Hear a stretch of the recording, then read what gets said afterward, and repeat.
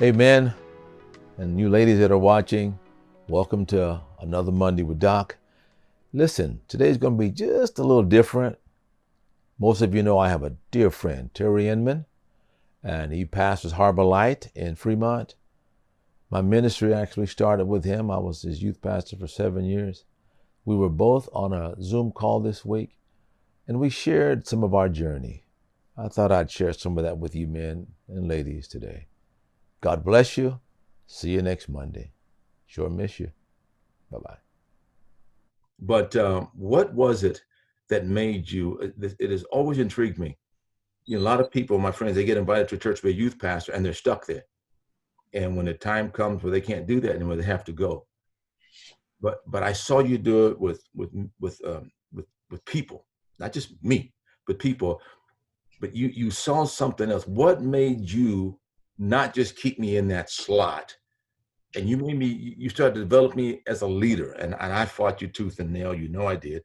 But what was it that made you want to invest more in my life? Well, Sam, obviously I saw a lot in you, but at the time I wasn't fully aware of it. But one of my primary personality strengths is what the Strength Finder assessment calls maximizer. Mhm. I naturally encourage and affirm people and their assets for greater effectiveness. And I get a great deal of satisfaction from being part of somebody else's success. Mhm. It's not really a virtue of mine, it's a God given gift. And so I just kind of naturally, people ask me why, and I can't even tell them why, because it just comes natural for me. As we all have different strengths and different gifts, and that just happens to be one of mine. And you're one of the first, especially of color, that I was able to invest my life in. But there's been many others since then, and I just get a lot of joy out of elevating and advancing people and seeing what's inside of them and bringing it out. Pastor Terry, approximately how many months from the time of your first encounter to you make the decision that you're going to bring Dr. Sam on the team? How long was that? And then I have a follow-up for Dr. Sam. Well, I'm the kind of guy, if I feel it's right, if I feel like the Holy Spirit set this up, which he did, and there's a relational connection, and of course there was also a personal reference that I had from my brother-in-law, Dick Foe, I don't waste any time. I was on him right away saying, when are you going to come and join our staff? I don't think it took more than a month for him to get there. So with that follow-up, before I go to Sam, how did you posture this to your elders, and did you have to do any setup for your congregation? Well, I remember one of our board members' wives calling me right after we announced that Sam was going to be joining our staff. And she said, you know, Pastor, what's going to happen, don't you? I said, no, I don't. Well, you know. I said, no, I don't. No, Pastor, you know what's going to happen. I said, no, I don't know. What are you talking about? She says, well, his children are going to be with our children. I said, oh, okay, that's going to happen. Well, don't you understand what that means? I said, no, I don't. I'm just kind of playing ignorant. And finally, I got out of her concern that maybe Sam's boys were going to date her girls or something was going to happen like that. And so we had those kinds of things. The people that just couldn't handle it would just kind of subtly leave for other reasons. Nobody would ever come out and say that they were prejudiced. There was some other reason why. There was another church down the street that looked a little better. Yeah. Well, there were a lot of risks that both of us took. Sam took way more risk than I did. And I'm about to ask Sam. Now, Sam, here's the questions. Here's a white pastor who you have met less than 90 days, 60 days. He's moving at an aggressive pace. He wants you to come onto the team. You have no dynamics or points of reference. What made you decide to take the gamble? You really, really need to know I did not want to go to Vallejo. I was at San Francisco Christian Center. My pastor still is Bishop Donald Green. And I didn't want to go out there. I said, Pastor, I'm not going to that. Because I knew this. I knew if I went, I would change. I knew what I was. I didn't want to change. And my pastor, what made me go, my pastor, who still to this day is now at Assemblies of God, independent Pentecostal, and Bishop Green, whom you know, Rick, Yes. says, you need to go to Belial. I said, why? You just need to go out there. I said, Pastor, you're not even Assemblies of God. Why are you pushing me to go with Assemblies of God? He said, that's not my future, but it is yours. And so I went out there under the encouragement and encouragement of my pastor. And I knew I really knew it was the Lord, which is probably why I was running. I didn't know what I'd have to deal with. I just didn't want to deal with stuff. And then when I got there and people would make comments like, their baby's going to marry our babies, they're going to have monkeys. One guy told his daughter, you could have you can date anybody you want, but you just can't marry, you can't date a black. But I knew it was the Lord. Linda was for it. And it was it was an experience for me and my family. But I think the thing that helped me along the journey was my relationship with Pastor Terry. I couldn't have done that. If I'd had somebody else who really wanted me just to do a job, that wouldn't work. Because I am to this very day, I'm too relational. I need to know one thing. Do you care about me? If you care about me, there's nothing I won't do for you. And from the very beginning, Pastor Inman showed me that he cared about me. So as you come on, you make this, you and Linda are in spiritual agreement, or Linda is actually, this is a step. Your elder, Dr. Green, is telling you, you need to do this, Sam. What was the first 6 months like? Yeah, you didn't know I was throwing that one at you. What was your first 6 months like? And then I want to ask Pastor Terry about the first 6 months of staff meetings. So after I'd been there a while, Okay. I said, Pastor Terry, I need to go and visit my church in San Francisco. He says, no, there was something going on. I said, no, Pastor, I really need to go visit my church in San Francisco. And he didn't let me go.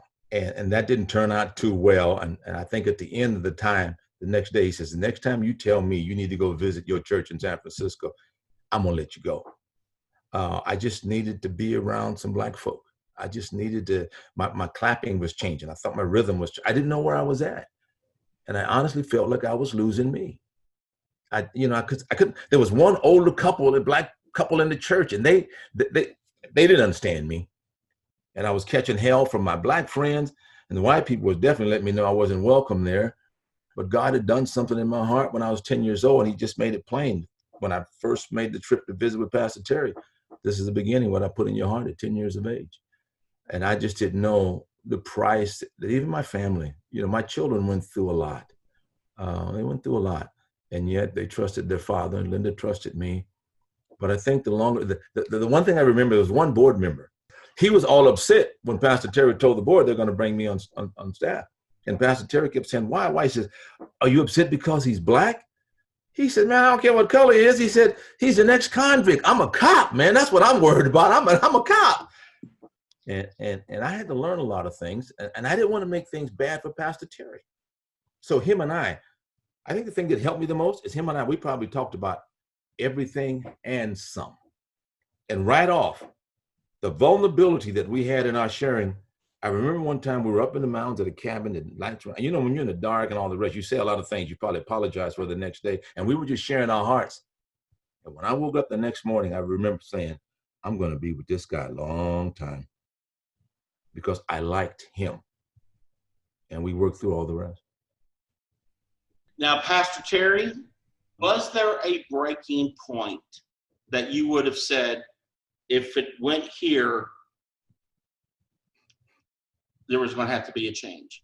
Did you have an emotional internal breaking point, or were you in it for the long haul outside of him committing a sin? Let's just take that off the table. Was there a pressure point that you knew you would get to, or was that not evident in this? I didn't have one. I felt right from the beginning, again, that it was a God-arranged relationship and that it was his agenda. It wasn't my agenda. Even though I am strategic, and I looked at our city and said, I think this is going to help us as a church. I don't think we initially attracted a great deal of African-American people. but it made a huge statement to our church. I really believe diversity is one of the tools that God uses to disciple us, and the maturity that comes out of a church that's diverse is just phenomenal. And it makes us face all kinds of issues, all kinds of our personal stuff. But anyway, what Sam and I just spent a whole lot of time with each other, but not only us, our families. Our families became friends. That's key. We went to their house. We ate their food. We hung out with their friends. Our kids got to be best friends. My son and Sam's son played on the basketball team of Bethany together, and they went to high school together. You just have to fully invest. And so when our congregation saw that, it built trust for them. That's excellent. If Pastor Sam and Pastor Terry can have that kind of relationship, then they engaged. And some of those very people that were the most resistant in the beginning have the most love and respect for Sam today. Let me, that's amazing. I'm going to use a term, guys, that you may want to write down. It's a new term that a lot of people are using during this virtual culture phenomenon we're going through, and it's called risk ministry management. Risk ministry management. And so here's the questions I want to ask. First, I'll start with Pastor Terry, then to Pastor Sam. What is the most positive feelings and character traits that Pastor Sam demonstrates in your life? Well, I felt three things in my initial connection with Sam. I've already said it a couple times. It was a God connection to start with. Okay. I always rely on God to bring staff to me. I read the resumes later. Second, I had an immediate bond with him. It just clicked. I liked him. And then we hit it off from the start. Third, I saw the raw material of his character when he just opened his life to me and shared his story. And he shared all of his story, the good, bad, the ugly. But I was overwhelmed by how he talked about his father, how he talked about his uncle, how he talked about his grandfather. And I just saw loyalty written all over him. And I just believe God was really going to use that character. And of course he has. And as we know, how God's using Sam in our movement today. And Dr. Sam, I want to ask you the same thing. What's 2 or 3 of the most positive traits that you've gleaned from Pastor Terry's ministry in your life? I took it personal. I didn't know that he did for everyone, but he cared about me. He cared about my family, and he cared about my future. He gave me $100 every month. Man had 5, 6 kids at the time, but he gave me $100 every month out of his personal monies, not the church's monies, personal monies, when I was going for my master's in marriage, family, and child counseling. And he, along with my wife, he encouraged me. He says, you do a good job at opening people up. You need to go to school to learn how to put them back together again. I didn't understand what he meant, but it's hard. In fact, this is the relationship we had was when I knew it was time for me to leave. I said, it's time for me to leave, huh? He said, yeah, it probably is. I didn't leave for a year. You know, come on, really? And then I got involved with ministry, and I realized you don't say that. You know, Dr. J is our secretary treasurer. He told that to a pastor he was with years ago. He goes, I'm thinking about going to seminary one day. And he says, today might be a good day to start. Why don't you go clean out your office? He didn't do that to me. And I wept. I'd go for a whole year. I'd do my responsibilities in front of the church, and I'd go upstairs in the sound booth and just cry. Because by this time, man, I love the people. I love the community. I didn't want to leave, but I knew I was, and I knew it was time. And I just fought God, but I wept and wept and wept and wept. But he cared about me and my family, and he cared about my future.